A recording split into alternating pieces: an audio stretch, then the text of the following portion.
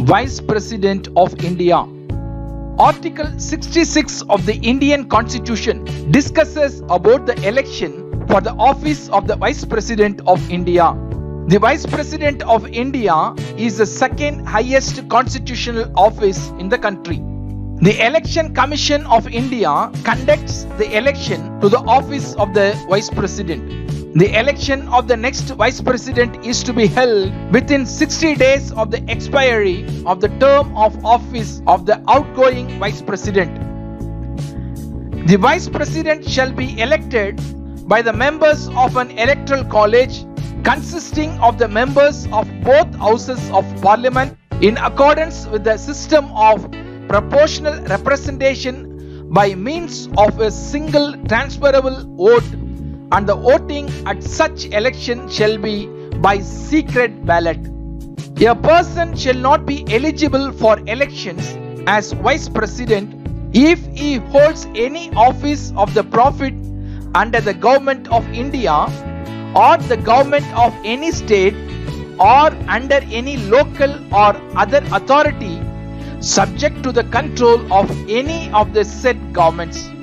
The returning officer usually appointed to conduct the vice presidential elections is the Secretary General of either House of the Parliament by rotation. The returning officer issues a public notice of the intended election in a prescribed form inviting nomination of candidates and specifies the place where the nomination papers are to be delivered. Any person qualified to be elected and intending to stand for the election as Vice President is required to be nominated by at least 20 MPs as proposers and at least 20 MPs as seconders. A candidate seeking election as Vice President is required to make a security deposit of rupees 15,000. This is the only amount that is required to be deposited by a candidate irrespective of number of nomination papers filled on his behalf.